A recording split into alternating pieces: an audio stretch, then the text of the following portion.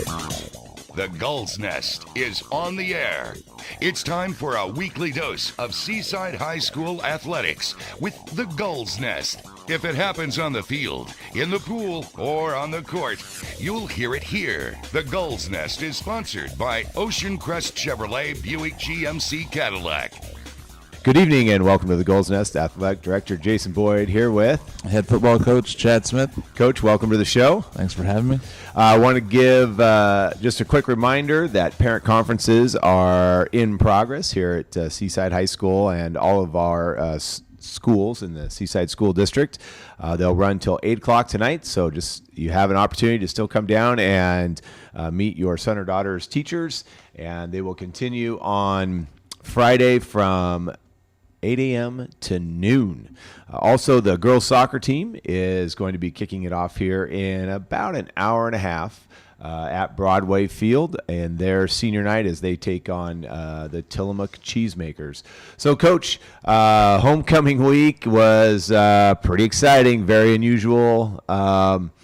It's always fun to see the kids in all their activities, and we talked about last show just how do you keep the kids focused and in practice and not worrying about all the other activities. And then you throw in a storm and a cancellation, and now you've got to take that whole mindset. You're geared up all week for a football game on Friday, push pause for 2 days, and then play on Monday. How do you think your kids and coaching staff came through with that delay? I think we did a great job. Kids were open to the changes. We had an idea that there was going to be possibly a storm, and so we kind of had an idea that this might happen. We stayed focused. Monday, Tuesday, Thursday, or Monday, Tuesday, Wednesday, Thursday. Then we get the decision on Friday, and we have another walkthrough, give us an extra chance for some people to heal, and another walkthrough Sunday, and then play Monday. So I think our kids and coaches did well adapting to the changes. I don't think that was anything that really affected the way that we played. So looking at the homecoming game itself, Tillamook comes out right away, moves the ball down the field pretty effectively, and then was able to punch it in and go up 7-0. And then after that, it was a battle. Yeah, that first drive defensively, we had a couple breakdowns and, they had a couple big plays. But after that, we're going back and forth and still struggled to kind of move the ball offensively, but defense played great and made some stops and, gave our offense a chance. And, we ended up getting a safety and but still unable to kind of move the ball offensively and really establish a running game or establish a rhythm offensively. Right. So 4 turnovers in the first half. Not able to necessarily capitalize on those, but we kept Tillamook in their half of the field most of that first half, so, and it was just difficult for them to sustain long drives. One of the kids that really has impressed me, especially the Tillamook game, is Dawson Blanchard. Unfortunately, you don't want your punter punting a lot, but Dawson's really starting to launch some great kicks. Yeah, he's a great punter. He did a great job for us and kind of kept us in that field position that we were. That's punt's probably the most important play in football, and so we're fortunate to have Dawson back there and doing well punting the football. So, Coach, take us through that safety, because that was kind of an unusual one as we punt the ball and when the play's over, we end up with 2 points. Yeah, so we punt. Their returner, catches it, but he also runs backward and he runs back into the end zone. And so, our kids are pursuing the football and hustling to where they need to be. And so our kids make a great play and tackle the guy in the end zone.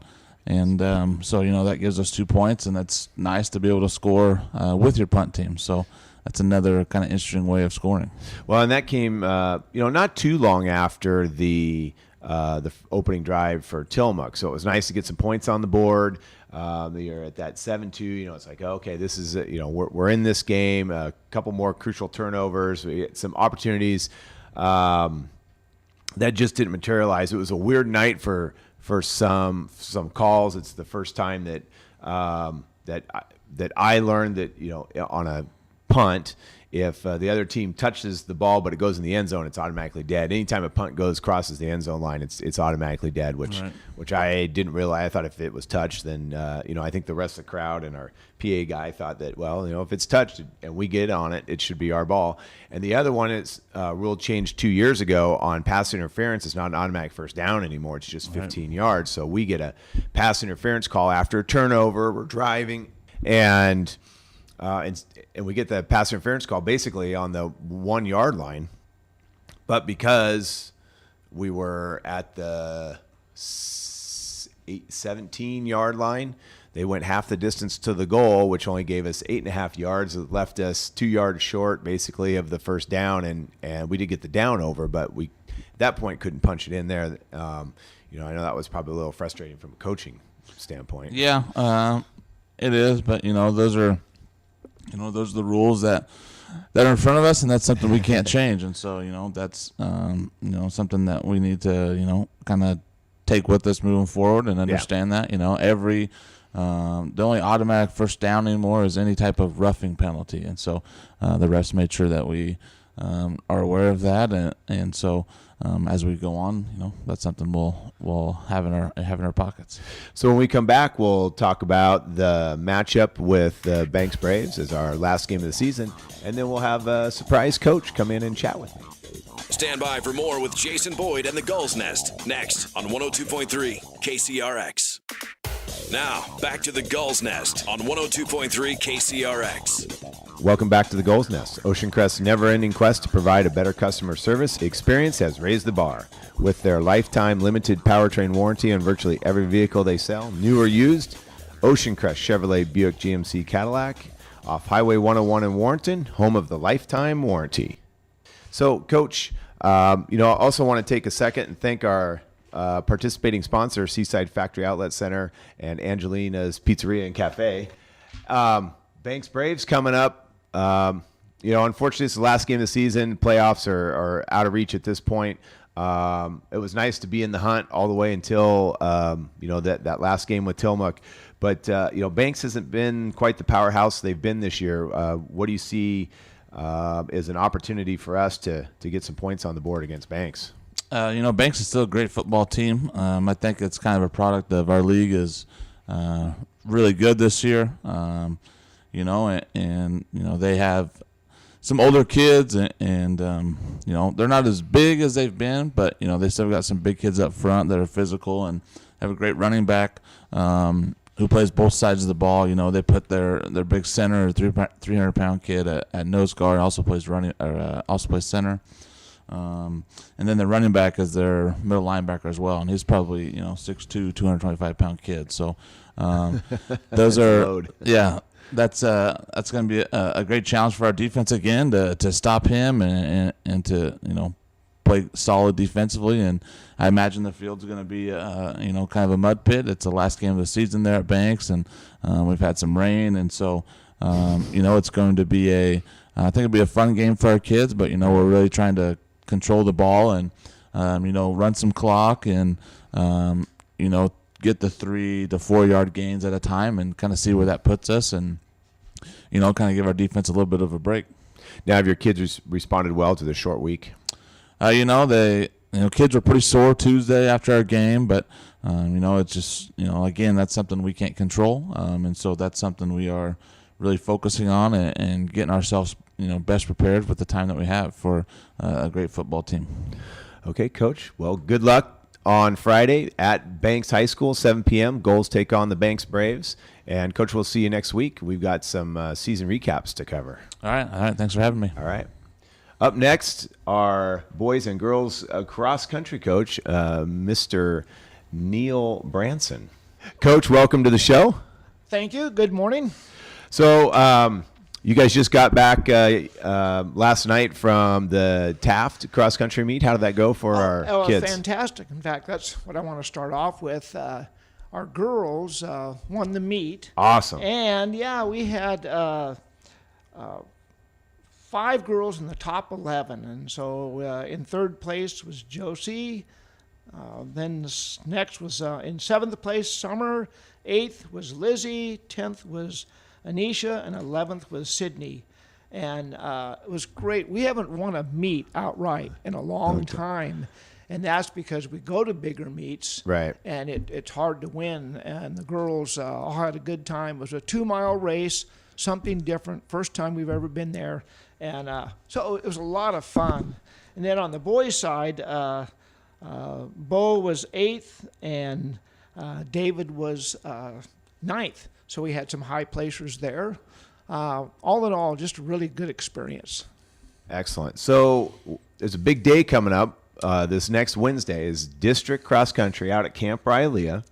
It starts at 2 p.m. It is free. We'd love to see everybody out there cheering on our boys and girls as they make their bid to try to get to the state tournament. And we have a really tough district again this year.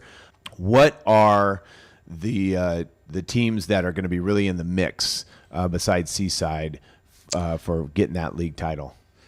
Well, on the girls' side, Tillamook is by far the strongest team. Mm-hmm. They're ranked number 1 in the state also. Mm-hmm. And then next, Scappoose. And then after that, it's a bit of a free-for-all. Right. So on the girls' side, there's not going to be a lot of mystery. And, with Tillamook so far ahead and Scappoose, then the others trail off. Because the top 2 teams go to state. Top right? 2 teams go to state, and the top 5 individuals. And a Valley Catholic girl could sneak in there, but then there's going to be Scappoose and Tillamook.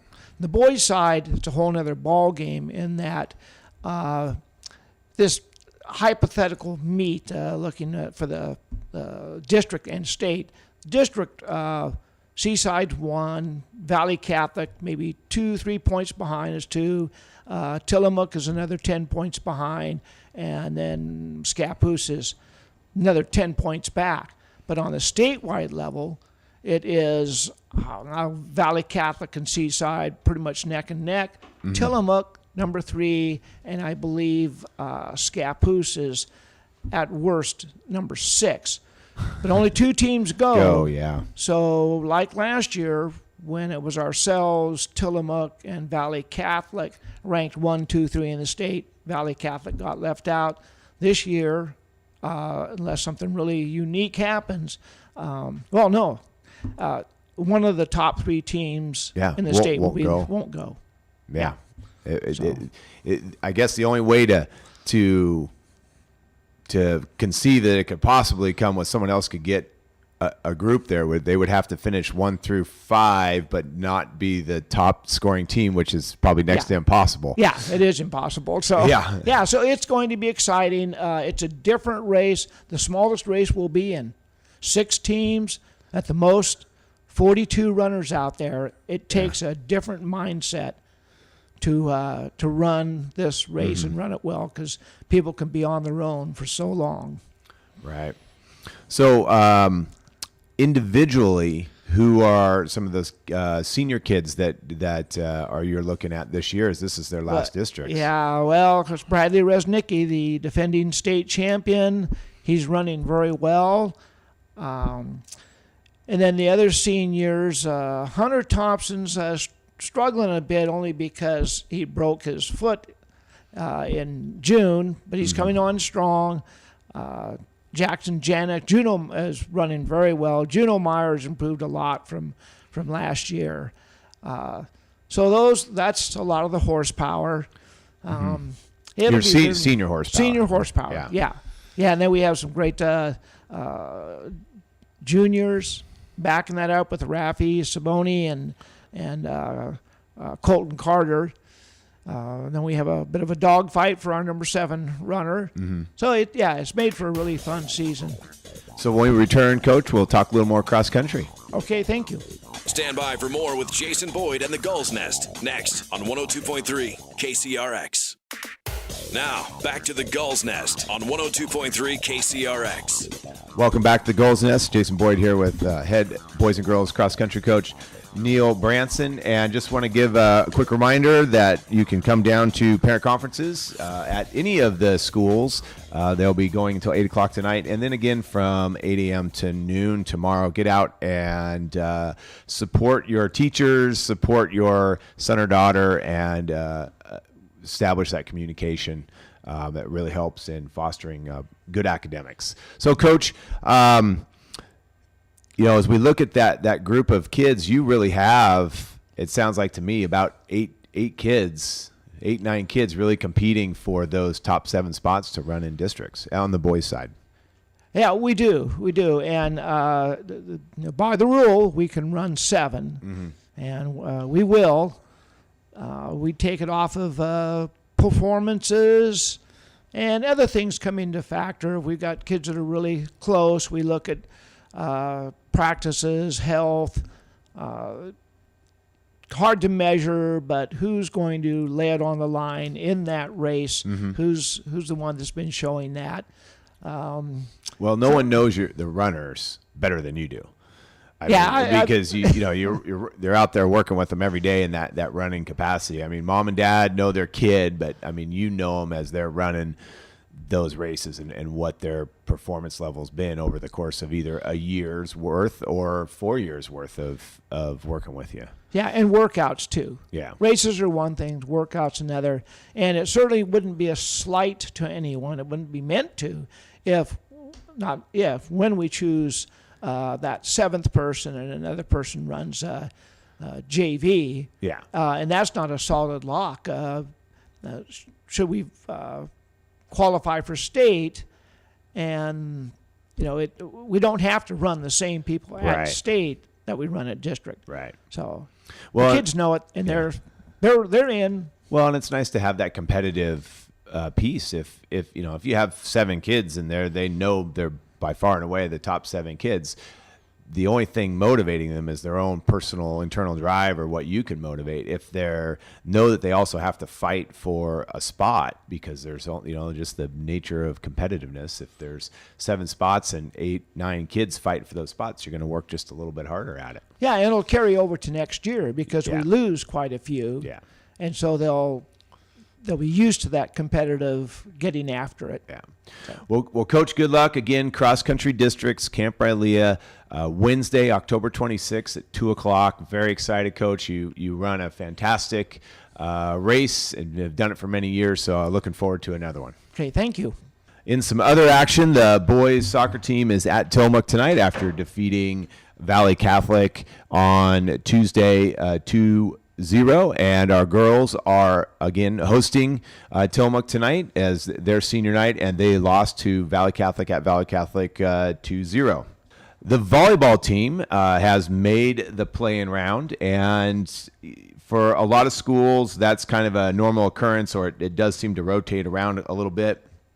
For Seaside, it's the first time in 11 years that they've returned to the playoff system outside the league playoffs. And during that time, we have consistently sent at least 4 teams into the playoffs, as our league is super, super tough. This year, our girls volleyball team goes 2-8 in league, which does not sound very good, but when they compete against other teams across the state, they have won the vast majority of those. So they are traveling this Saturday to Estacada. They'll play at noon on October 22nd. That is the play-in round. So Seaside comes out of Pool C, travels to a Pool B team. Estacada. The winner of that will be in the OSAA's first round of 16. The Goals are currently ranked 16th, and the Estacada Rangers are ranked 17th. So this looks to be a really good matchup.